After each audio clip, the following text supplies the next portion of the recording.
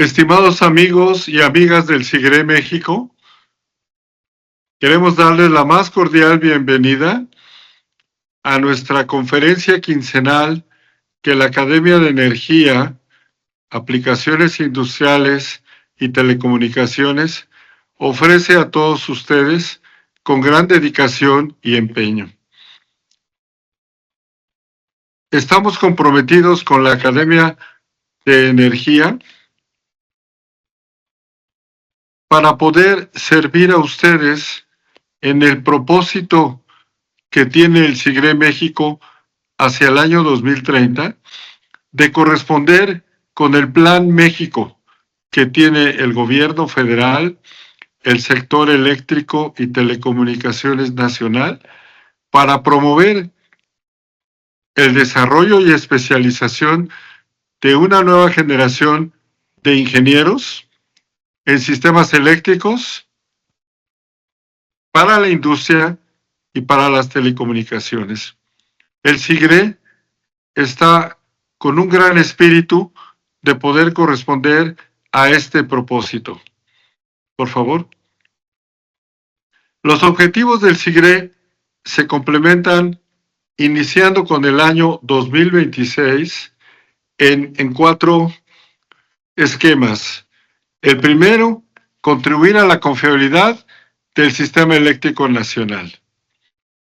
El segundo, la innovación y competitividad que requieren las empresas de nuestro país, en donde nosotros podemos acompañarlos en el apoyo a la industria en todos los proyectos de generación, transmisión, distribución y mercados eléctricos, así como la participación en energías renovables, en proyectos especiales de almacenamiento y la captura de CO2. Todo esto en el marco de contribuir a la estabilidad de sistemas y al código de red. En el marco de desarrollar una nueva generación de ingenieros, adelante, estamos con un propósito de integrar en el SIGRE 17 comités de estudio. El comité de estudio en SIGRE es como un comité técnico de trabajo, de desarrollo e innovación, pero no está orientado para realizar papers de tipo científico únicamente. La idea de los 16 comités es cubrir todo el ámbito que mencioné, eléctrico, telecomunicaciones y aplicaciones a la industria, pero orientando cada uno de esos comités de estudio a las 16 especialidades del ambiente tecnológico y de innovación. Estos están referenciados junto con los capítulos internacionales que el SIGRE tiene a nivel mundial. Cada uno de los comités de estudio que en México tenemos permite a los ingenieros mexicanos integrarse en uno de ellos y participar en la solución de temas específicos. Estamos tratando de contribuir a la industria en un marco integral de servicio e innovación. Y por supuesto, los ingenieros que participan en México en los comités de estudio pueden trabajar, comunicarse y contribuir con los comités internacionales de todos los países. Entonces, estos comités de estudio están abiertos a ustedes, al auditorio, a las ingenieras, a los ingenieros, para que se unan al SIGRE con una invitación muy especial para que participen en este esfuerzo de México y en esta enseñanza con ingenieros del mundo. Quisiera cerrar con la siguiente lámina, por favor, indicando que la Academia de Energía ya está integrada, ya está institucionalizada y vamos a tener a partir del ciclo escolar siguiente los programas de conferencias como esta, los cursos seleccionados y de mayor interés para la industria, así como todo el cúmulo de webinars y proyectos de desarrollo que están relacionándose en los comités de estudio.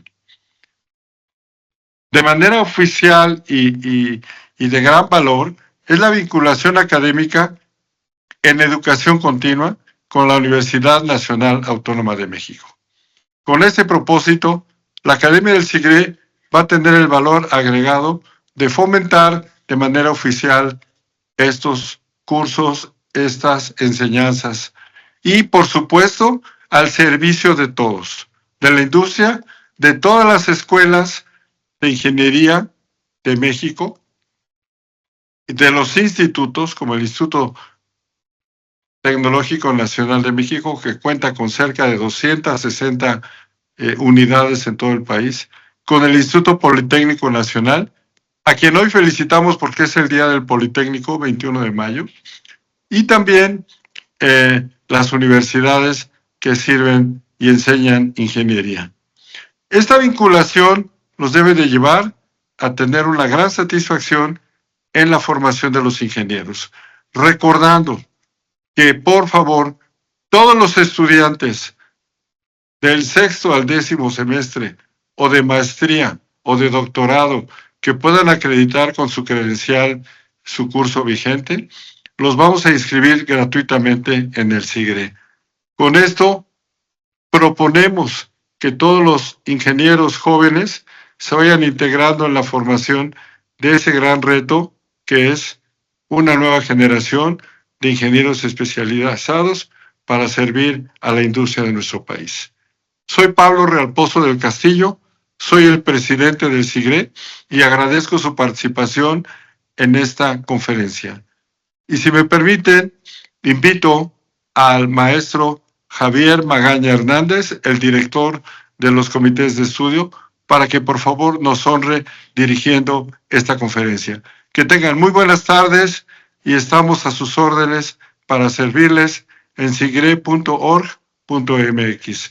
Muy buenas tardes y que disfruten esta extraordinaria conferencia.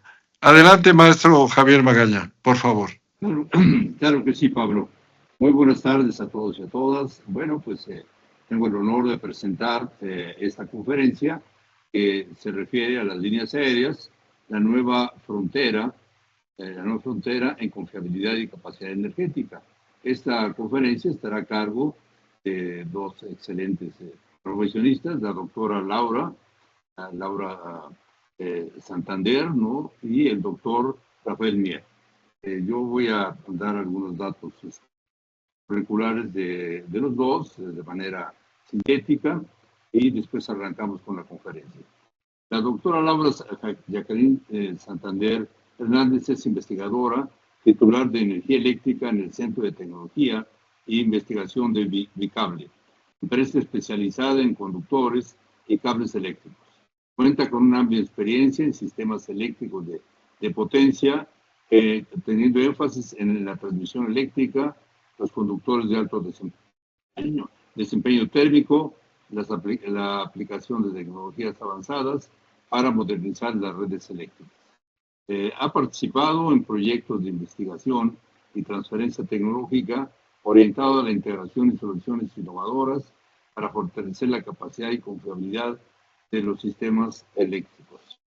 Por el lado del doctor Rafael Mier Maza, él es físico de carrera en la UNAM. Hizo una maestría y doctorado en la Universidad de Rice, Houston, Texas. Él es investigador, inventor y empresario. Trabajó en el IREC, en el IEE, en Hydro-Quebec, en IESA, en DAEL, Condomex, y tiene una empresa propia que se conoce con el nombre de Grupo Driel. Es Light Member de IEEE y es coordinador del Comité de Estudios B2 del SIGRE. Pues en relación con las experiencias de él, pues tuvo un premio estatal de ciencia y tecnología por el diseño de aislador columna de mando de 400 kilovolts. Los currículos de nuestros dos conferencistas es bastante amplio, pero no quiero restarles tiempo de su conferencia. Creo que arranca Rafael y pues tienen 25 minutos cada uno para poder presentar tu conferencia. Adelante y, bueno, pues les dejo el micrófono. Buenas tardes a todos.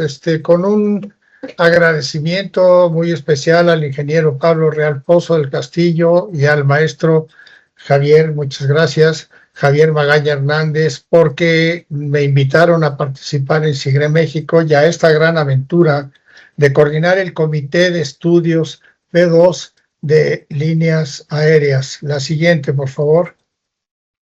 En la actualidad, hablando de la SIGRE y la transición energética, me tomaré la libertad de leer este pedazo. En la actualidad, el reto de la transición energética acelerada con sus principales impulsores de la digitalización, la descentralización y la descarbonización está incrementando rápidamente el papel de los sistemas de energía eléctrica en la vida cotidiana de las sociedades, las empresas y los reguladores en todo el mundo.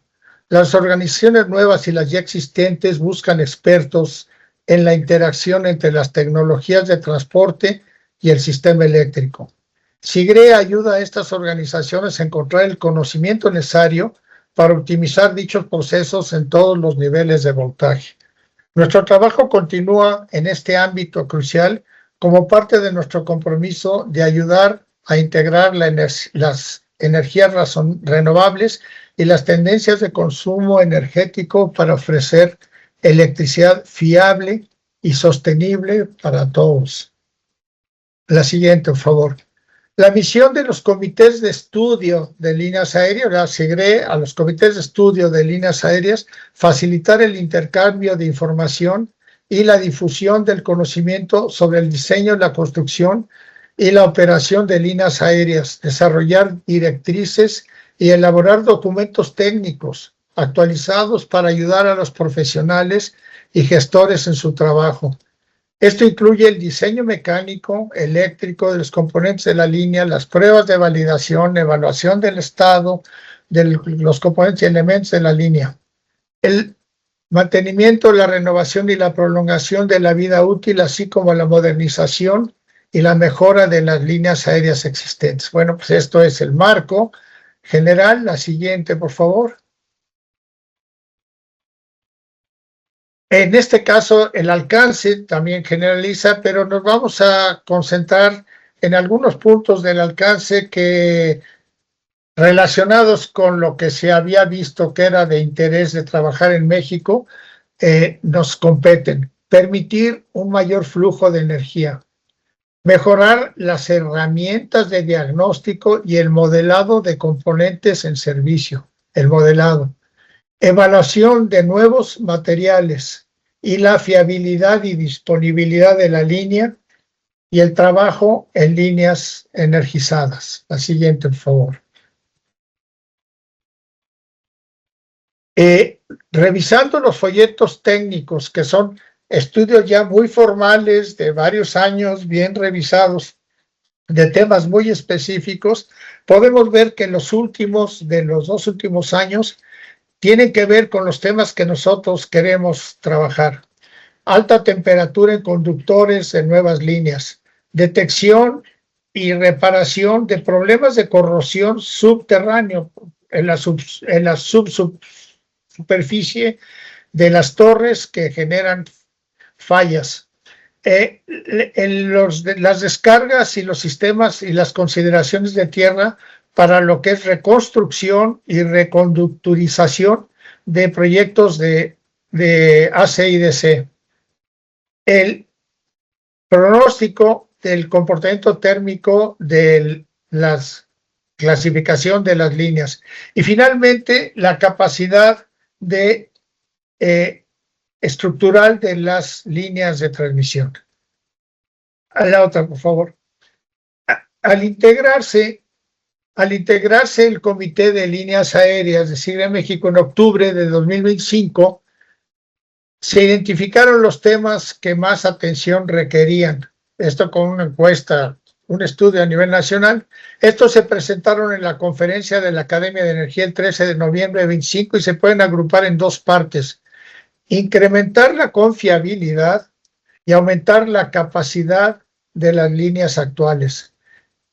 El primer tema será tratado por su servidor y el segundo por la doctora Laura Jacqueline Santander, experta en esta materia y parte del tercer grupo de trabajo de este comité.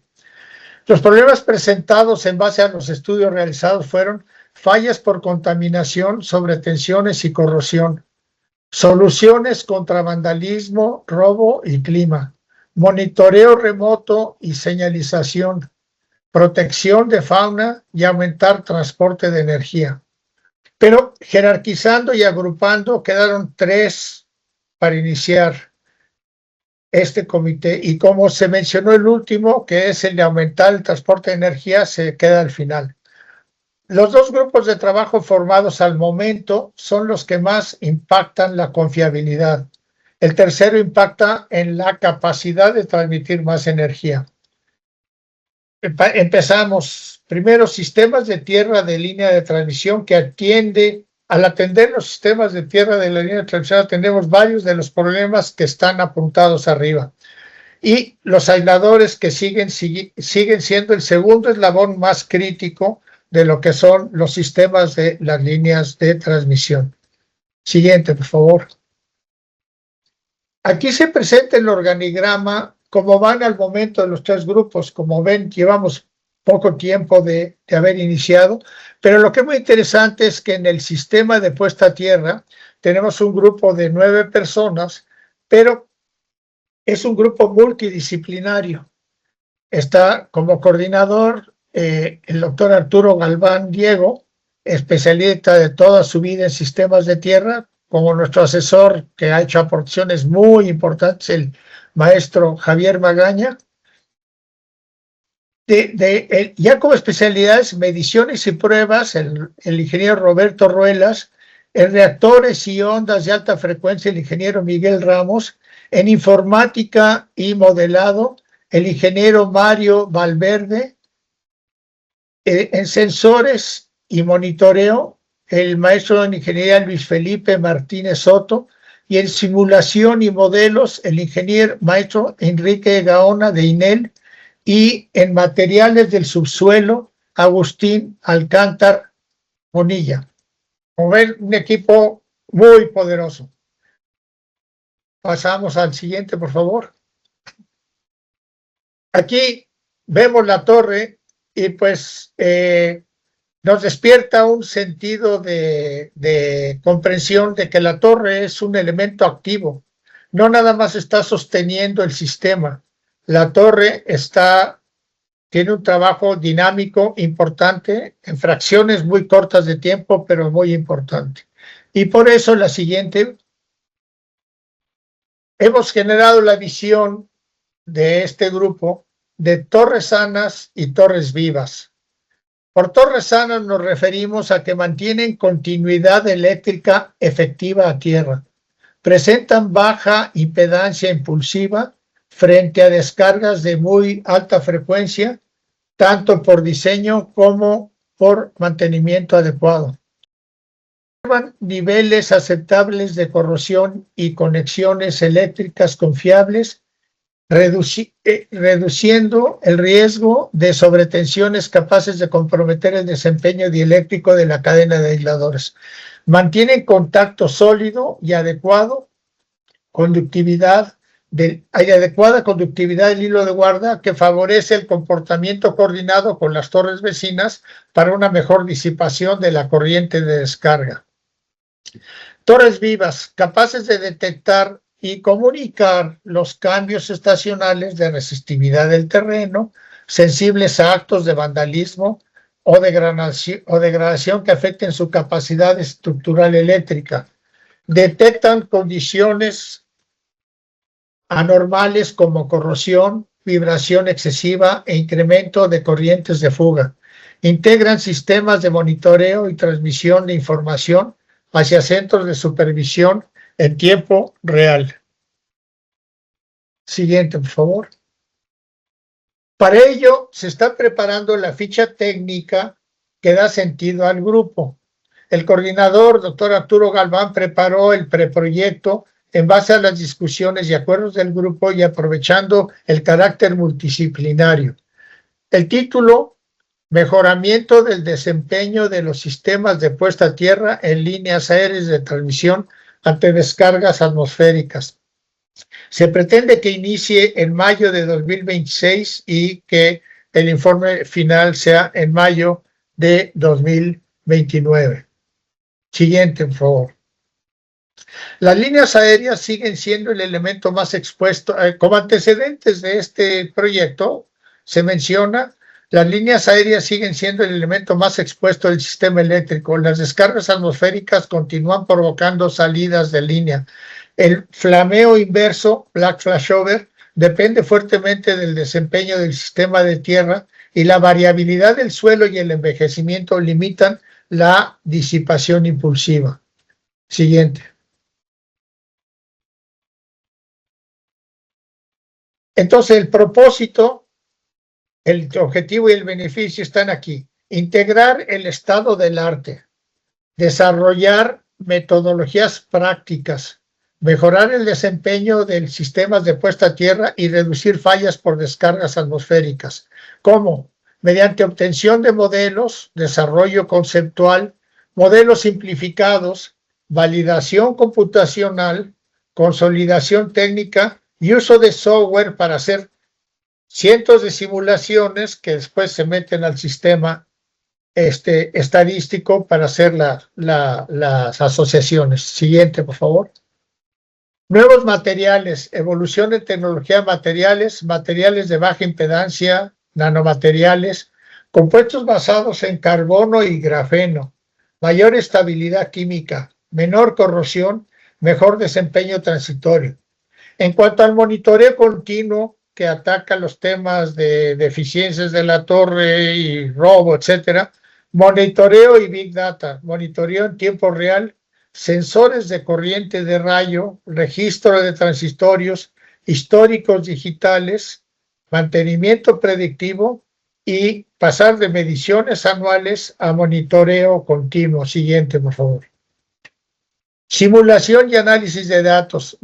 El modelado computacional simplificado con modelos prácticos de impedancia transitoria que incluyan suelos heterogéneos, simulación de sobretensiones para hacer una evaluación costo-beneficio y optimizar la protección. Siguiente.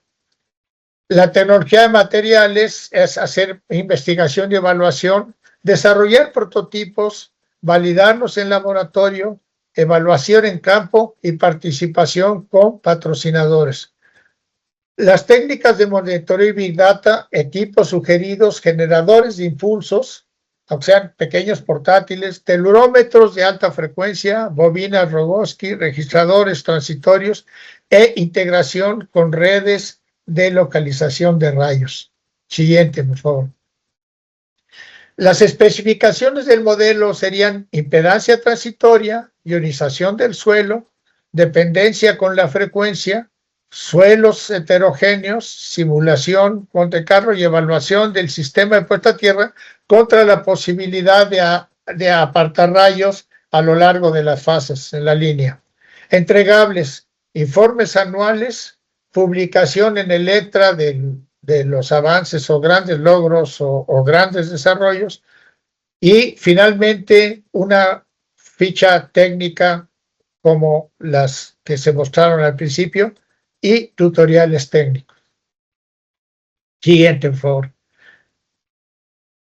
El tema central, la misión, es que la transición energética no solo requiere líneas más capaces, requiere líneas conscientes de su propio estado operativo. Siguiente, por favor. Ahora, si pasamos al segundo grupo de trabajo, vamos a ver en aisladores de las líneas de transmisión. Partimos muy brevemente de que históricamente las cadenas de aisladores de vidrio y porcelana son consideradas la solución ideal por su gran resistencia mecánica y por su duración de decenas de años. Su único problema, son casi perfectos, su único problema, nada menor, es la humectabilidad.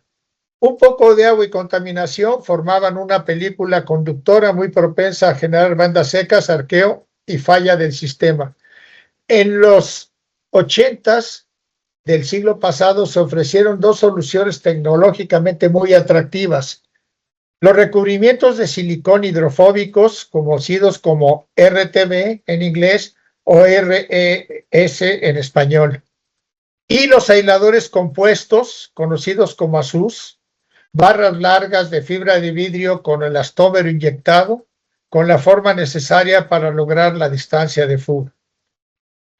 Un tercer enfoque en la dirección de reducción de fallas por contaminación superficial fue mejorar las técnicas de lavado en vivo de las cadenas aislantes.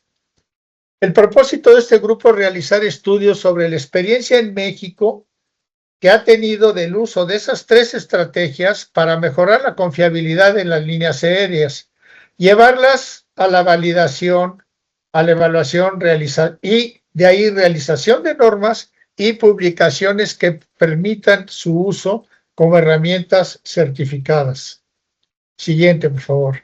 El plan de trabajo se divide en tres subgrupos: recubrimientos de silicón en aisladores de transmisión, validar el desempeño de tendencias por 27 años en el mundo y en México, evaluación en campo de 25 años de aplicación, comportamiento contra el cemento, sal, guano y ácidos, recubrimientos de nueva generación.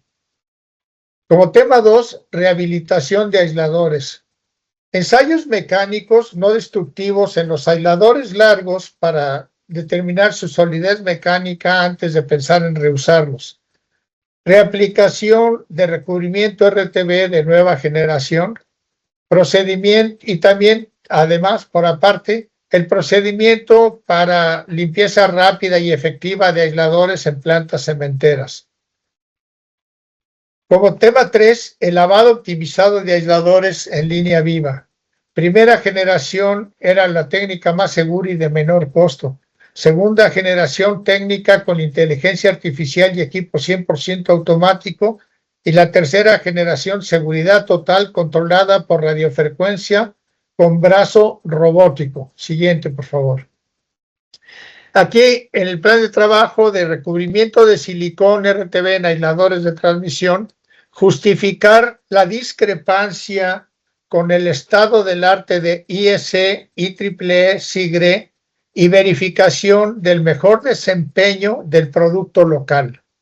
Hacer las recomendaciones pertinentes.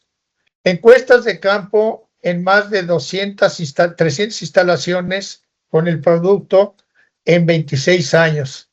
Modelos teóricos y experimental para justificar aplicación en cementeras y la aplicación en aisladores compuestos.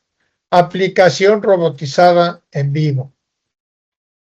Siguiente, por favor. El tema 2 es la rehabilitación de aisladores. Ensayos y validación mecánica no destructivos en ASUS de transmisión. Método para distinguir cuáles son reparables. Reaplicación de recubrimiento RTB de nueva generación en porcelana y vidrio, también para los aisladores que ya tenían el recubrimiento previo. Y procedimiento para aisladores de plantas cementeras. Siguiente punto. El tema 3, el lavado optimizado de aisladores en línea viva. Siguiente, por favor. Este es un tema que, bien documentado con ensayos y evaluación, puede ser llevado como trabajo formal del grupo de trabajo a las conferencias de SIGRE de 2028. Es una tecnología nacional con 26 años de uso en campo, inédita. Siguiente, por favor. Aquí vemos 3 fotos rodeándola de en medio, que tiene el sistema tradicional de lavado, donde, según la norma, en la derecha se deben ocupar 2 operadores lavando con 2 chorros de agua para evitar el flameo. Y en las otras 2 se está lavando una torre, pero se está lavando a una distancia de 4 a 5 metros de lo que es el aislador, mientras que en la foto de arriba el agua a muy alta presión está prácticamente saliendo cerca del aislador y puede lavar a muy alta presión con una patada mucho menor, con un esfuerzo menor del operador y con un sistema más seguro porque el agua de retorno no viene por el aire, sino que lleva una manguera muy larga que viaja a mucha distancia. Siguiente, por favor. Es un sistema aprobado por la PEM que tiene bajo consumo de agua, sistema de alta presión, de más de 1000 libras, y de bajo volumen portátil. El lavado se efectúa con una tobera que está colocada cerca de la punta de la pértiga y ha demostrado ser confiable y eficaz. Siguiendo los procedimientos establecidos por los operadores certificados, es completamente seguro. Siguiente, por favor. Sistema optimizado desde el año 2000 se usa en Filipinas, Singapur, Chile, Colombia, Honduras, El Salvador, Ecuador. Y la parte importante es hacerlo formalizar, hacer una referencia, normas, para que se establezca como un procedimiento oficial. Siguiente, por favor. Y aquí la tabla simplemente comparativa, rápidamente. Un lavado normal de 2 mangueras lleva 120 litros de agua por minuto. Uno con una manguera, lavado de norma, 60 litros por minuto. El lavado optimizado, 15 litros por minuto. Y el lavado robotizado, 15 litros por minuto. La presión de salida son 900 psi, mientras que en este caso 1300 psi. La presión de impacto es de 400 a 450 en los sistemas normales, mientras que en el optimizado es los 1300 que salen son los que pegan en el aislador. La fuerza de salida del chorro da una patada de 11 kilogramos fuerza en el operador, mientras que en el optimizado 4 kilogramos fuerza, etcétera. Pero a fin de cuentas, para hacer un lavado de 30 cadenas con el sistema de 2 mangueras se lleva 3.600 litros de agua, una manguera 2.700 litros de agua, el lavado optimizado 1.125 litros de agua y el lavado robotizado 900 litros de agua. Quiere decir que en las torres de transmisión que están colocadas a muy largas distancias, ir por agua va a ser 4 veces menos viajes si se hace el último que si se hace el primero. Siguiente, por favor. Pero aquí tenemos el caso del sistema robotizado. A fin de cuentas es un brazo que está siendo operado por un operador, entonces él no tiene que cargar la pértiga, no está cerca de la línea, su riesgo de flameo es 0 y este robot, ¿verdad?, está en proceso también de certificarse y normalizarse. Puede lavar en cualquier voltaje. Por la siguiente, por favor. Se puede montar en un camión pequeño para distribución, en una grúa para alturas intermedias, y también se puede montar, como en este caso, que en este caso es fotomontaje, la derecha, se puede montar sobre la canastilla para llegar hasta el aislador mismo, pero el operador puede permanecer abajo haciendo el lavado o puede permanecer en la canastilla. Siguiente, por favor. Y entonces, bueno, pues aquí les agradezco mucho y solamente dejar la idea de que estos estudios tienen la finalidad de dar validez internacional a algo que ya se usa y que ya funciona. Muchas gracias y dejo la palabra a la doctora Laura Santander, que nos va a explicar sobre el aumento de capacidad energética mediante los cables de alta resistencia, alta desempeño. Muchas gracias. Adelante, Laura. Muchas gracias. ¿Me confirman que me pueden escuchar? Sí, se puede. Perfecto. Gracias. ¿Me dan la siguiente, por favor? Bueno, pues ya hemos visto un contexto general de cuál es la importancia, cuáles son los temas de investigación, y yo voy a hablar específicamente de los conductores de alto desempeño térmico, de este tema tan relevante de reconductorización, que pues tiene un impacto importante en el desarrollo de la infraestructura eléctrica. Aquí les muestro un gráfico donde desde el 2015 hemos venido rastreando cuál ha sido el crecimiento de la infraestructura de transmisión en México. Si ustedes observan la línea gris, está muy por debajo de lo que sería la generación y la demanda. Evidentemente se busca que la generación siga muy de cerca la demanda, pero la infraestructura pues es al final las venas por donde se va a transmitir la energía. Entonces, no ha crecido la tasa que se espera, el Producto Interno Bruto incluso ha crecido muy cercano a la generación, pero la infraestructura está muy por debajo, ¿no? Esto no solamente sucede en México, sucede en muchos países, en muchas latitudes, y tiene que ver mucho con el tema de que pues, por lo regular están fuera, por ejemplo, en el caso de México, fuera del marco legal, es propiedad del Estado, las inversiones son costosas, el tiempo de ejecución de construcción de líneas nuevas y subestaciones nuevas puede llegar a ser costoso. Si me dan la siguiente, por favor. Una razón o un problema que podemos ver claramente cuando no se tiene suficiente infraestructura eléctrica en las redes de transmisión es el costo creciente de interrupciones en el servicio. Aquí del reporte de confiabilidad del CEN, el Sistema Eléctrico Nacional, observamos que pues en los años 2019 y 2021 hubo un incremento importante en la energía no suministrada. O sea, es decir, ¿cuánto cuesta el dejar de transmitir esa energía porque no hay disponibilidad, porque no hay infraestructura eléctrica? Por N cantidad de razones, la principal es insuficiencia en infraestructura eléctrica. En los años venideros, 2022 a 2024, las tasas han sido bajas, pero son constantes, ¿no? Si me da la siguiente, por favor. En el diseño de líneas de transmisión eléctrica, vemos algunos conceptos que son relevantes cuando hablamos de mayor transferencia de energía en líneas.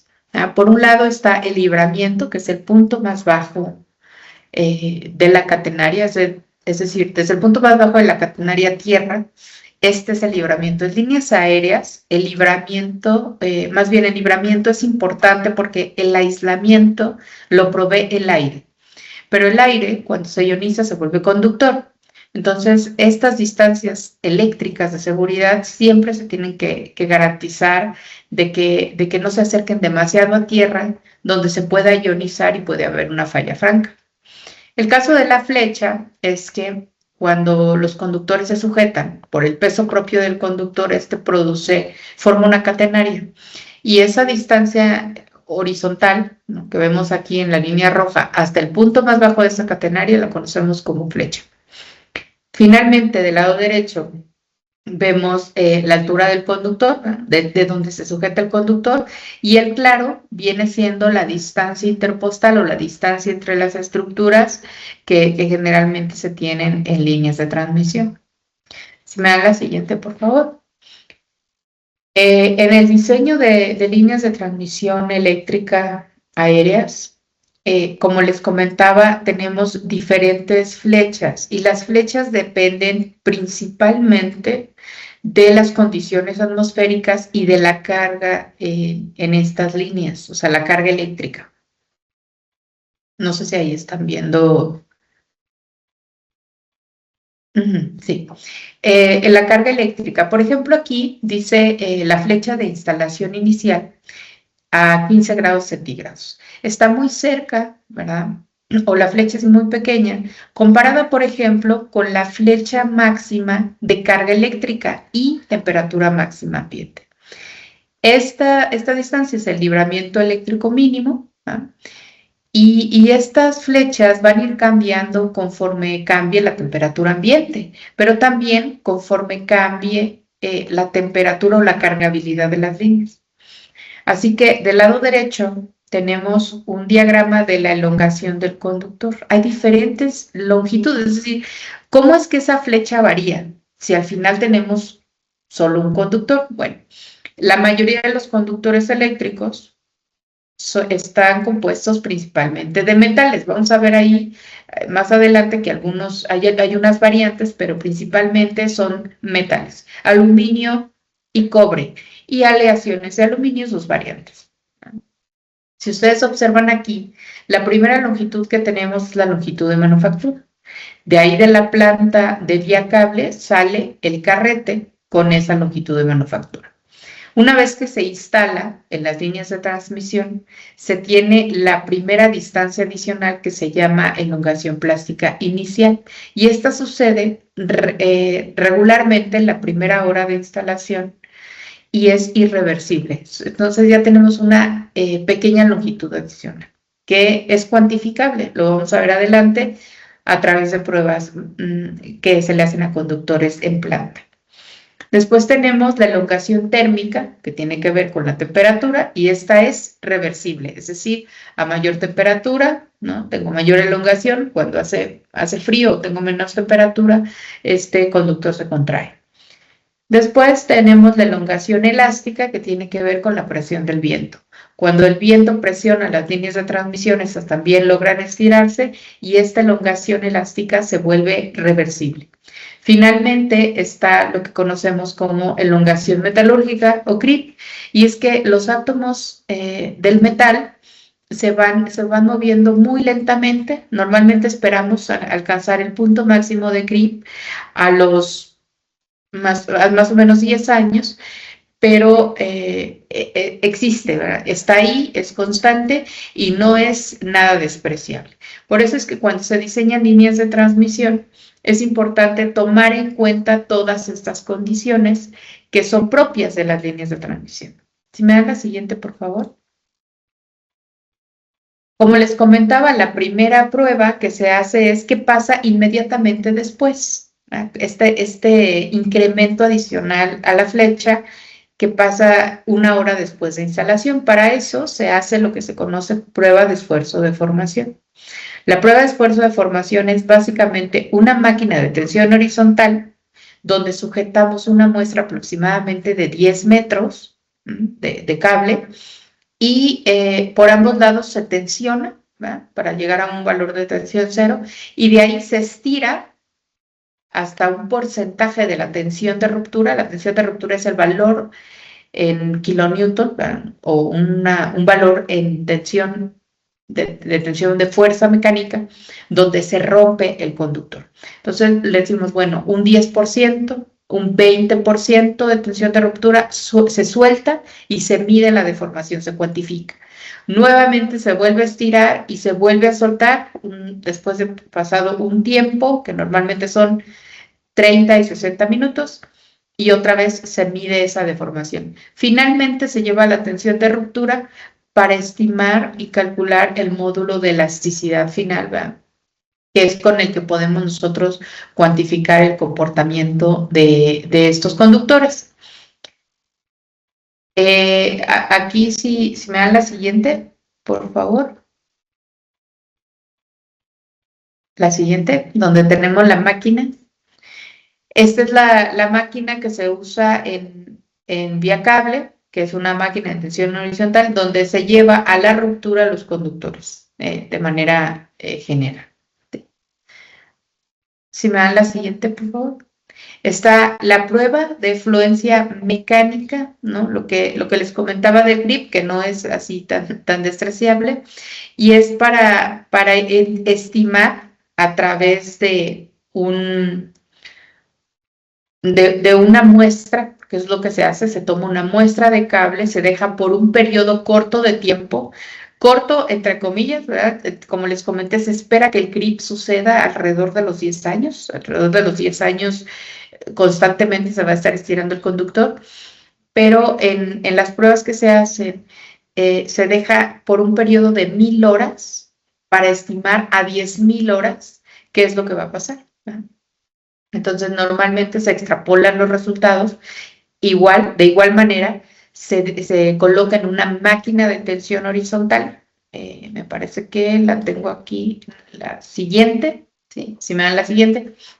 Ahí tenemos las las máquinas de tensión horizontal, donde al final, aquí este recuadro blanco que ustedes pueden ver abajo, es un peso en muerto, ¿verdad? Que está sujetando, que también es un porcentaje de la tensión de ruptura, y se mantiene ahí, y a través de equipos de medición especiales, esta longitud es alrededor de 10 metros también, con estos equipos especiales se puede verificar o cuantificar cuál es la deformación que se obtiene a través del tiempo, y con eso, una vez que conocemos la deformación a través de esfuerzo de deformación, más la deformación adicional por grip, podemos estimar cuál será el comportamiento de cada calibre, de cada conductor y de cada tipo de conductor que se usará en una línea de transmisión eléctrica.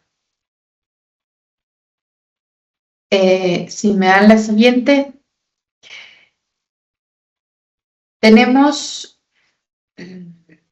¿Cuál están viendo? Sí, la siguiente, por favor, donde vemos los conductores eléctricos usados en líneas de transmisión. Bueno, el conductor mayormente usado, digamos, el favorito es el conductor ACSR, que es básicamente un núcleo de acero que le da resistencia mecánica recubierto por hilos de aluminio redondo. Los hilos de aluminio permiten la transferencia de energía y el núcleo le da la resistencia mecánica que necesita para mantenerse en las estructuras. Una variante de este tipo de conductores es el aluminio revestido o el acero revestido de aluminio, que es para evitar el tema de corrosión. Cuando se tienen conductores bimetálicos, como en el caso del ACSR, donde el núcleo es acero y las capas exteriores de transmisión son de aluminio, se presentan corrosión. Una alternativa para la corrosión es recubrir o revestir el núcleo con una capa pequeña de aluminio que a la hora de que se agregan las capas de aluminio, no exista de manera directa ese contacto. A pesar de eso, se observa que si bien es una solución, no necesariamente es una solución a muy largo plazo. El bimetálico sigue ahí. Una variante de este tipo de conductores, como les comentaba, es desde hilo redondo. Una variante de este tipo de conductores es usar trapecios en lugar de hilo redondo. El trapecio permite reducir el diámetro sin modificar el área de sección transversal, que es la que permite la transferencia de energía. También puede ser con hilos, con un núcleo reforzado o revestido de aluminio. Y una variante de estos conductores es el AAC, que es aluminio puro. Ahí no existe el tema de corrosión, solo estamos hablando de aluminio. Desafortunadamente, el hecho de que no tengamos el núcleo de acero no nos da la suficiente resistencia mecánica que se esperaría. Una variante del AAC es el AAAC, que ahora ya no se tienen hilos de aluminio puro, ahora tenemos aleaciones de aluminio que a través de agregar algunos elementos al aluminio, para contaminarlo hasta cierto punto, permite aumentar la resistencia mecánica de los hilos, pero sigue siendo aluminio, sigue siendo el principal transporte de energía. Entonces, si bien le quitas algunas propiedades, a lo mejor no es tan conductivo, pero todos los hilos conducen. Y la resistencia mecánica, hemos visto a través de estudios que se han hecho en el Centro de Tecnología en Vía Cable, que el comportamiento mecánico con aleaciones específicas es muy similar al del ACSR actualmente. Significa que pues no tienes el problema de corrosión, pero sí tienes la fuerza necesaria, similar a la del acero, con una aleación de aluminio. Y el ACAR es un conductor que tiene algunos hilos de aluminio puro, algunos hilos de aleación de aluminio, para que algunos de ellos den resistencia mecánica, ¿no? Haya un cierto balance, y algunos de ellos pues, dado que son de aluminio puro, pues tengan la mayor transferencia de energía. Si me dan la siguiente, por favor. Entonces, dentro de los conductores de alto desempeño térmico, vimos todos esos conductores. Normalmente, todos ellos operan a temperaturas entre 75 grados y 90 grados, todos ellos. ¿Cómo entonces podemos encontrar una variante de esos tipos cómo interpretamos el uso de conductores de alto desempeño térmico? Pues cuando los conductores pueden operar a temperaturas mucho más elevadas que los 75 o 90 grados que normalmente se usan. Por ejemplo, el caso del ACWS. El ACWS tiene la constitución física muy similar al del ACSR. Tiene un núcleo de acero, tiene hilos de aluminio alrededor, pero el núcleo de acero es un acero galvanizado, o aluminio soldado, tiene aluminio soldado, y los alambres son de temple suave, los hilos de aluminio son de temple suave. Significa que previamente ya fueron precalentados al punto más suave donde puedan transmitir la mayor cantidad de energía. Eso me permite elevar el conductor o poder operar hasta 200 grados centígrados de manera continua o 250 grados en condición de emergencia. Una variante del ACWS es el ACWS trapezoidal, que tiene lo que les comentaba, quito los hilos redondos, quito los intersticios que existen cuando se usan hilos redondos, se rellenan a través del conductor de hilo trapezoidal, reduce el diámetro, pero mantiene el área de la sección transversal. Y finalmente, una variante del ACWS trapezoidal sería el ACCC. El ACCC tiene hilos trapezoidales de temple suave, igual que el ACWS, pero el núcleo ya no es de acero, ahora es un núcleo de un compósito, núcleo de carbono recubierto con fibra de vidrio. La fibra de vidrio me permite aislar el carbono del aluminio para evitar el tema de par galvánico. ¿Sí? Si me dan la siguiente, por favor. Gracias.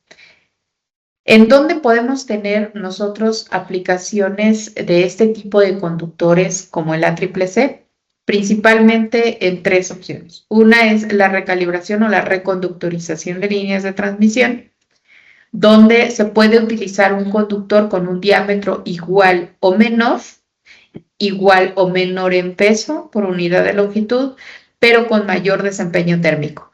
Eso me permite usar la infraestructura existente y eficientizar el uso de la infraestructura sin tener que hacer inversiones importantes en líneas nuevas. Evidentemente se tiene que hacer cambio también en los herrajes, porque dado que estos conductores operan a mayor temperatura, se tiene que disipar también mayor temperatura en los herrajes. Otra alternativa sería la reconstrucción. Ya tengo derechos de vía donde actualmente tengo líneas de transmisión de voltajes no tan altos, entonces puedo usar esos mismos derechos de vía para usar estructuras ligeras con este tipo de conductores más altas, evidentemente, y puedo usar estos conductores de manera que puedan transmitir más energía sin tener que requerir derechos de vía mucho más amplios. Y en el caso de línea nueva, pues evidentemente, cuando yo tengo tensiones de ruptura, como en el caso de la ACCC, mayores, yo puedo reducir el número de estructuras a través de tender claros o lo que les comentaba, ¿verdad? Distancias interpostales mucho más grandes. Entonces ahí puedo tener un diseño mucho más eficiente y mucho más limpio, si lo queremos ver así. La siguiente, por favor. Ahora, la mayoría de las líneas de transmisión, como se ha visto, entre los 0 y 100 kilómetros, la principal restricción es el límite térmico. Así que todas las líneas que estén debajo de los 100 kilómetros de longitud, su principal restricción de transferencia de potencia se va a enfocar en el calibre, en el tipo de conductor que estamos usando. Así que Todas esas entran en la categoría de que pueden ser candidatas a reconductorización sin mayores problemas. Líneas que van con longitudes mayores, ¿no? Mayores a 100 kilómetros, ya tienen otros problemas asociados a comportamientos eléctricos naturales, que es el límite de estabilidad en estado estable, el límite en estabilidad transitoria y amortiguamiento eléctrico en el caso de líneas muy largas. Una solución que se observa, si me dan la siguiente, por favor, es el uso de tecnologías que apoyen a la compensación, ¿verdad? Desde el punto de vista eléctrico, desde el punto de vista físico, la línea pues mide 100 kilómetros, ¿verdad? O sea, no puedes reducir esto, pero desde el punto de vista eléctrico se puede hacer una compensación de reducir eléctricamente o virtualmente la línea, y esto me permite poder incrementar a líneas más largas la implementación masiva, digamos, de conductores de alto desempeño térmico sin la restricción de los problemas de estabilidad que comentaba hace un momento. Principalmente les hablo del compensador síncrono estático en serie, por sus siglas en inglés, es el triple SC, que tiene un buen control de flujo de potencia, tiene una buena estabilidad transitoria, no de las mejores, pero tiene una buena estabilidad transitoria, bajo control de voltaje, pero digamos que en este caso se busca para compensar la línea en el sentido de poder usar conductores de alto desempeño térmico. Si me dan la siguiente, por favor. Aquí en la cargabilidad de líneas de transmisión podemos observar que la mayoría de las líneas de transmisión en Estados Unidos, es un estudio que se hizo ahí en 2024 por GridLab, están dentro de esta categoría de las 50 millas. Entonces, dentro de las 50 millas, pues el 80 o el 85% de las líneas pueden ser tratadas con recalibración a través de conductores de alto desempeño térmico, y el resto puede ser una combinación de tecnologías, conductores de alto desempeño térmico con compensación seria. Entonces, una vez que hemos estado revisando esto, si me dan la siguiente, tenemos una propuesta de crear el comité de estudio donde hagamos estudios específicos, en corredores específicos en la Red Nacional de Transmisión, donde puedan ser este tipo de conductores, ACCC, ACWS y sus variantes, candidatos para repotenciar a través de reconductorización líneas de transmisión en el corto, mediano y largo plazo. Por otro lado, buscar corredores o ya proyectos instruidos en donde, pues, de entrada estar, por ejemplo, diciendo, bueno, vamos a usar una CCR. ¿Por qué no de origen? Buscamos el que ya tengan conductores de alto desempeño térmico, y es parte de lo que queremos hacer en este comité de estudio, donde se haga una revisión exhaustiva del estado del arte, qué es lo que hay alrededor del mundo y cómo podemos aterrizar eso a las necesidades específicas de la Red Nacional de Transmisión en México. Así que, pues eso sería por mi parte. No sé si haya alguna pregunta o comentario.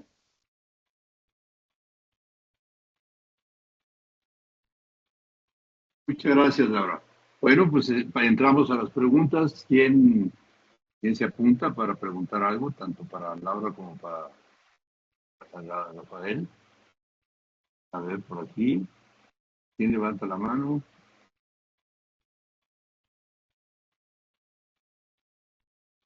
¿Una pregunta? Sí, buenas tardes. Aquí Héctor Barrios. Antes que nada, pues muchas gracias por la presentación. Muy interesante toda la información. Yo tenía la duda, ingeniero, que si no se requería, cuando se calibraba la capacidad de la línea, ¿está exento de volver a solicitar el permiso de paso de la línea? ¿O se tendría que volver a hacer el trámite para obtener los derechos de vía? En el supuesto que aumentemos la capacidad de la línea.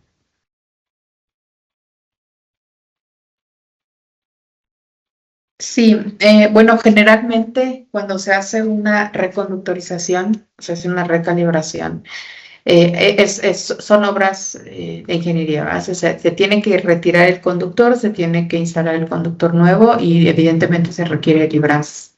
Cuando se tienen líneas de doble circuito, la posibilidad de hacer una recalibración en línea viva es latente, ¿verdad? O sea, existe la posibilidad de hacer eso, es decir, bajar o buscar una época en la que se tenga poca transferencia de energía o bajar la transferencia de energía por uno de los circuitos mientras el otro se trabaja.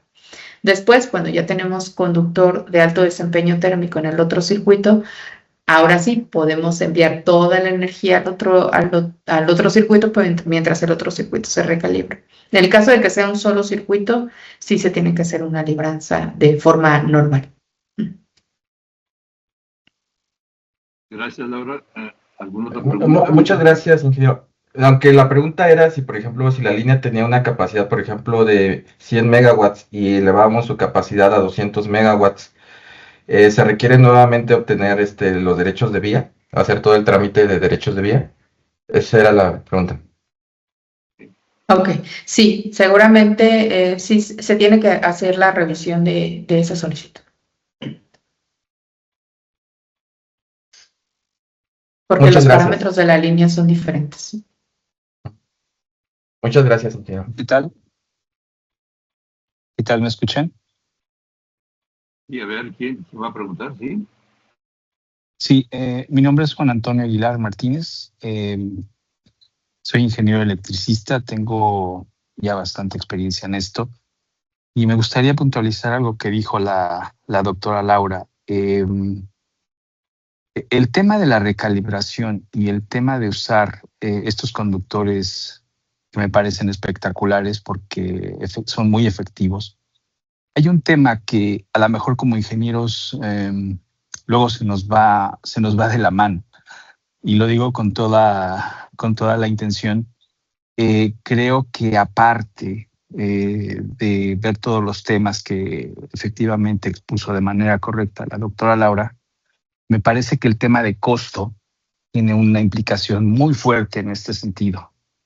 Y hacer una recalibración o usar un cable de alto desempeño no nada más es tratar de obtener un beneficio de mayor potencia o que permita, por ejemplo, un cambio de estos, mandar más corriente o bajar voltaje dependiendo del tipo de upgrading que se haga en la línea.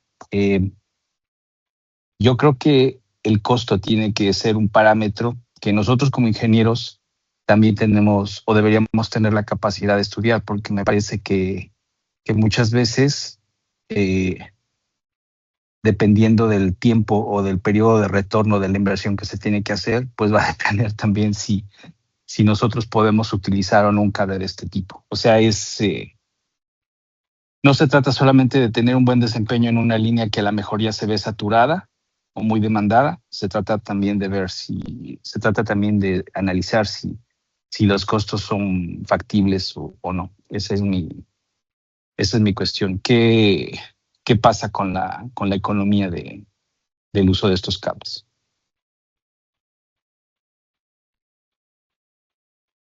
Bueno, en el caso de, por ejemplo, hablé un poco digamos, si tomamos como referencia el ACSR,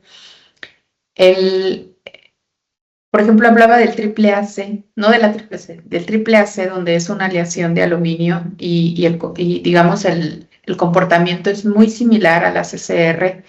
No hablando de conductores de alto desempeño térmico, pero sí donde se elimina el tema de la corrosión. El costo es más o menos 3%. O sea, es marginal. En el conductor de alto desempeño térmico, el ACCR comparado, por ejemplo, con el ACWS, dependiendo del proyecto, la longitud y las necesidades, pero estamos hablando de un costo de un 15, un 18% adicional. En el caso de los conductores, que la verdad, o sea, si lo pensamos, no es tanto comparado con los beneficios. O sea, podemos duplicar prácticamente la capacidad. No significa que todo el tiempo lo vas a operar a esa temperatura, pero el hecho de que tengas este backup en caso de necesidad, garantiza o aumenta la confiabilidad de la línea. Como comento, alrededor de un 15 a un 17% del costo comparado con un ACCR, que desde mi punto de vista es marginal. Y en el caso de la CCC, dado que hay ciertas restricciones con la fabricación de los núcleos, en el caso de vía cable, tenemos un proveedor de núcleo que tal vez eso sigue siendo un costo elevado. Andar alrededor de 1.75 o 75% más del costo comparado con el ACSR. Así que sí, definitivamente estoy totalmente de acuerdo. Se tiene que hacer los estudios de ROI, del retorno de inversión sobre cada proyecto, porque además se tiene que considerar que este tipo de tecnología usará las mismas estructuras, lo que significa que hay que estudiar que las estructuras estén en óptimas condiciones, por un lado, y por otro lado es que también se tiene que hacer sustitución de herrajes. Pero digamos que hay lugares donde pues la posibilidad de construcción de líneas nuevas es muy limitado, o el tiempo sí es un factor muy importante, así que el usar este tipo de tecnologías puede resolver casos puntuales. Yo los invito a que si tienen un proyecto puntual, lo revisen y hagan un estudio costo técnico-beneficio, ¿no? O sea, donde involucren no solamente la parte técnica, sino también la parte de costos, y ahí se van a dar cuenta que pues dónde se aplica, dónde se cruzan y dónde a lo mejor no buscar alternativas sería la mejor opción. Ese sería mi comentario. Laura, muchas gracias. Gracias. Tengo por aquí levantada la mano de Víctor Sierra. Víctor, adelante. Sí, Laura, un comentario. ¿Cómo andamos con las pérdidas? Porque a estos costos de inversión hay que sumarle los costos de operación, y pues a más altas temperaturas vamos a tener más pérdidas, ¿no? ¿Qué resultado de los estudios que han hecho de retorno a la inversión sumando esta parte de las pérdidas?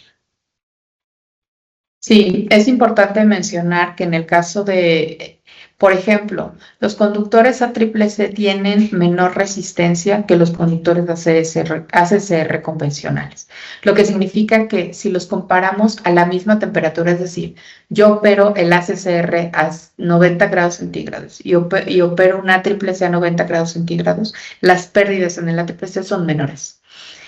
Evidentemente, conforme yo aumento la temperatura del conductor, aunque sea un conductor de alto desempeño térmico, las pérdidas también incrementan en proporción de la transferencia. Acuérdense que las pérdidas tienen que ver con la resistencia eléctrica y con la corriente que circula. Entonces, si tengo mayor transmisión de corriente y la resistencia, pues tengo más pérdidas. Por eso es que no se recomienda, eso otra vez se tiene que hacer un estudio y dependiendo del caso puntual, no se recomienda llevarlo a temperaturas más allá de los 200 grados centígrados, porque en caso de emergencia, pues sí, las pérdidas pueden ser importantes. Hay estudios que evidencian, ¿verdad? Operándolos a la misma temperatura, tengo reducción de pérdidas en el ACCC, sí, porque tengo menor resistencia. Cuando ya hablamos de que se están operando a temperaturas más altas, pues evidentemente va a haber más pérdidas, pero también hay la compensación a través de la transferencia de potencia. Bien, gracias. Tenemos otra mano levantada de Víctor Grimaldo. Sí, mi pregunta es, se ha hablado de que requiere conectores y accesorios especiales para los cables conductores de alto desempeño térmico. La pregunta está enfocada a si hay ya también pruebas sobre esos accesorios y conectorizados, y si ya hay catálogos, porque nos hemos enfrentado a que llega el conductor, pero luego es un lío conseguir los conectores.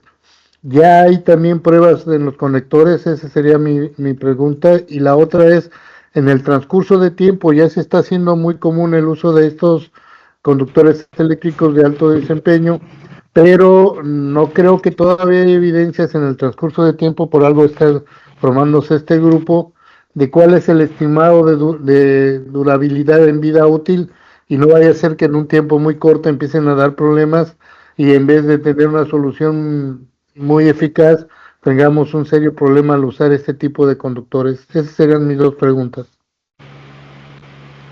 Sí, gracias por su pregunta. Rápidamente, la primera es sí. Normalmente cuando nosotros, en el caso de México, se hacen estudios de compatibilidad, herraje, accesorios, ¿verdad? Le llamamos sistema de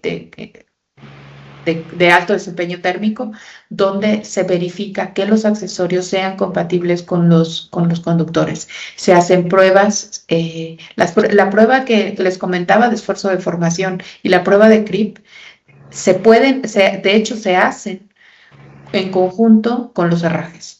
Entonces, donde verificamos el comportamiento.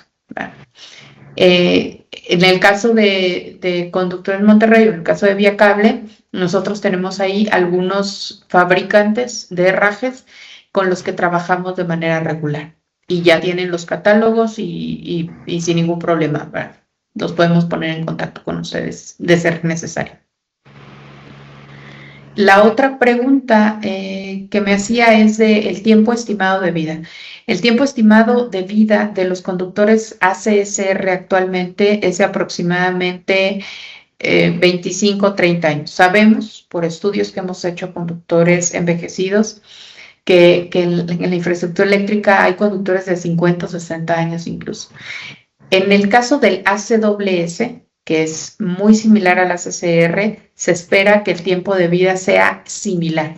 En el caso de la CCC, incluso mayor, porque el núcleo de carbono recubierto con fibra de vidrio tiene una esperanza de vida de 180 años, el núcleo. Los aluminios no, los aluminios se espera que tengan ahí un promedio de vida entre lo que normalmente es 25 o 30 años en el caso del ACCR, pero el núcleo, pues el núcleo va para rato. Muy bien. Tenemos otra pregunta de Arturo Galván. Muchas gracias, buenas noches. Quiero felicitar al doctor Rafael Mier y a la doctora Laura Santander por esta excelente presentación. Comentaba, doctora, sobre la reconductorización, las líneas de transmisión precisamente para aumentar esa capacidad. Y no sé si esté de acuerdo conmigo, pero si eso se hace desde los estudios para una línea nueva, en el costo-beneficio y en la capacidad de la línea para poder satisfacer la demanda, es más o menos lo mismo que para los sistemas de puesta a tierra que estamos nosotros empujando en el grupo B2 de sistemas de puesta a tierra para la línea de transmisión, que no nada más se vea la optimización del sistema de puesta a tierra cuando ya una línea tiene problemas, sino desde antes. Entonces, me gustaría conocer su opinión en ese sentido, de hacer estudios no únicamente de factibilidad de una línea para satisfacer una demanda actual, sino pensar en el futuro y que la línea tenga un mejor desempeño. Muchas gracias. Sí, muchas gracias por los comentarios. Definitivamente siento que estamos en un punto en el que si ya existe ese tipo de tecnologías bien probadas, bien usadas, ya hay muchos proyectos alrededor del mundo.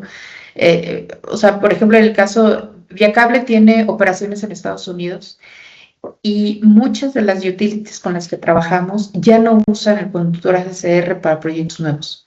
Todos los proyectos nacen con conductores de alto desempeño térmico de origen, porque dicen, bueno, ya no tiene sentido limitar la línea de origen, ya no puedo hacer eso, necesito que las líneas ya tengan conductores de alto desempeño térmico desde su diseño, ¿verdad?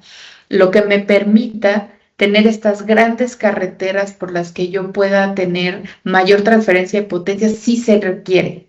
No necesariamente ahorita, ¿verdad? Ahorita la puedo operar frío y voy a tener menos pérdidas y voy a tener ese backup que eventualmente conforme crezca la demanda, porque la demanda va a seguir creciendo, ya lo vimos al principio, tengamos esta posibilidad de que no sea tan rápido, no se alcance tan rápido el envejecimiento de la infraestructura eléctrica, que es lo que ahorita está pasando, ¿verdad? Que no crece tan rápido y la demanda crece y no hay manera de entregar esa energía. O sea, crece la generación, crece la demanda, pero ¿por dónde vas a transmitir esa energía? Entonces, esto es lo que se tiene que ver de origen. Entonces, totalmente de acuerdo.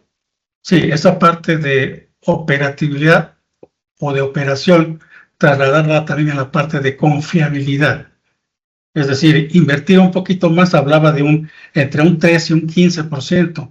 También para los sistemas de puesta a tierra tendríamos que evaluar ese porcentaje, qué tan dramático podría ser o tan benéfico, de tal manera que desde el principio tuviéramos líneas fuertes, confiables, operativas. Gracias, doctora. Felicidades. Gracias. Gracias. Bueno, tenemos la última pregunta por cuestiones de tiempo de un participante que nomás se identifica como Javier. Adelante, Javier. Gracias, tocayo Magaña, maestro. Javier Ruiz Andrade, servidor. Felicitar. Bien. Gracias, señor. Felicitar ahí a los señores doctores, este tema bien importante el que comenta la doctora Laura. Bueno, y después de haber resuelto lo que comenta ahí el buen amigo Grimaldo y Víctor Sierra también, los temas de pérdidas, el tema de herrajes que ya fue ampliamente comentado por la doctora. Pues sí, y yo digo, realmente es una aportación así muy puntual, tocayo, que es de mucho beneficio, ¿no? Realmente es de mucho beneficio. Yo nada más lo digo así, ¿en qué tiempo haces una línea, ¿no? Y le asociamos la problemática social, ¿no? De los derechos de vida, una nueva línea de 5 años para adelante, o sea, si bien nos va, ¿no? Entonces, ya están los ejemplos. En cambio, si tienes un problema serio, que tienes generación disponible que no puedes despachar porque no te dan los calibres de las líneas, dejando fuera el tema de estabilidad dinámica angular, que en aquellos casos donde no juega el tema, sino es más bien un tema de calibres. Bueno, pues en teoría cambiamos por conductores a CCC, vamos a decir, duplicamos la capacidad de transmisión y realmente es más ligero, de tal manera que el tema de poder usar las mismas torres no hay ningún problema, ¿no? Entonces se puede hacer, y son proyectos que digo, los hemos vivido, se pueden hacer. Ahí sí tienes certidumbre porque ya no hay tema del derecho de vía, ya lo tienes, ya es propiedad del Estado mexicano, hablar de los 112,000, no sé, 113,000 kilómetros que según recuerdo tiene CFE Transmisión. Y se puede llevar a cabo eso. Entonces puedes tener certidumbre, decir, teniendo el material y el herraje, pues puedes decir, en un año lo hago, ¿no? Una línea de 150, 180 kilómetros, lo hacemos, ¿no? Y es el comentario como aportación. Hay ahí N número de corredores críticos que tiene el SENACE, y el SENACE sabe perfecto dónde aplicaría bien, ¿verdad? Donde hay proyectos PRODECEN muy alejados en el tiempo y que pues sería de mucha aplicación. Bueno, el otro asunto, casos como Península, Yucatán, pues es un corredor muy largo del Grijalva, Tabasco, Escárcega, Ticul, Valladolid, Riviera Maya. Allí hay un tema de donde aplicaría muy bien lo que dice la doctora, ¿verdad?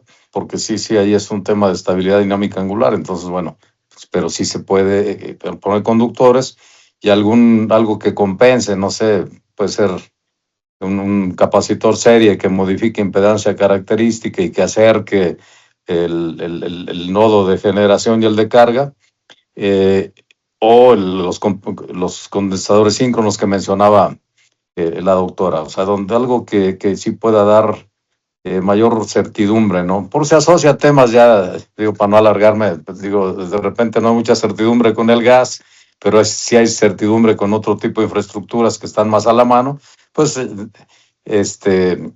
poder disponer de ellas, pero sí alguien tiene que tomar este tipo de decisiones. Gracias, ese es el comentario. Gracias. Gracias por tu comentario, tocayo. ¿Algún comentario, Laura, o...? No. Sí, pues agradecerles y invitarlos, ¿va? O sea, hay muchas dudas, hay preguntas. Yo los invito en conjunto con Rafael a que participen del grupo de trabajo que estamos elaborando, que estamos trabajando. Y todas estas preguntas hay que aterrizarlas hay que hacer estudios que nos permitan evidenciar con resultados los beneficios que podemos encontrar. Yo los invito a que participen del grupo de trabajo. Gracias. Gracias, Laura. Gracias a Laura, gracias a Rafael, gracias a todos los que participaron en esta conferencia. Y desde luego yo les quiero comentar que el espíritu del SIGRE es justamente invitar de manera muy sencilla y rápida a que participen con nosotros en el SIGRE, que participen en los comités de estudio y en los grupos de trabajo que se crean en los comités de estudio. Creo que la demostración de lo que hizo Rafael y Laura, pues nos demuestra pues que hay preocupación porque las cosas que estamos haciendo en el país vayan mejorando. Muy agradecido con todos y buenas noches. Paso el micrófono a nuestro presidente. Muchísimas gracias a todos ustedes por su amable participación. Es un gran honor poder compartir este comité de estudios con este tema tan valioso que nos hace reflexionar para continuar en el trabajo. De tal manera que ahora para la siguiente sesión del 4 de junio vamos a tener la oportunidad de continuar los trabajos ahora con una presentación muy importante de las tendencias tecnológicas en el diseño de cables eléctricos de potencia para sistemas subterráneos. La tecnología de sistemas eléctricos subterráneos está cobrando gran importancia por los altos niveles de cortocircuito en México y en otros países, por lo que el día 4 de junio los invitamos a continuar estos trabajos del día de hoy tan brillantes que se tuvieron con líneas aéreas, ahora con cables subterráneos. Los invitamos cordialmente para el día 4 de junio y estaremos enviando esta comunicación para que todos ustedes participen con su trabajo, con su compromiso y su liderazgo para tener un mejor sistema eléctrico nacional. Muy buenas noches a todos y agradecemos mucho a la doctora Laura y a Rafael por esta excelente participación. Gracias, maestro Magaña, y gracias a Raúl Gómez Escamilla en la producción de SIGRE México. Que tengan buena noche, muchas felicidades y los mejores deseos. Gracias. Buenas noches a todos. Gracias. Pablo. Buenas noches. Gracias, Laura, otra vez. Buenas Gracias, noches, Rafael. un abrazo Gracias. para todos. Felicidades. Felicidades.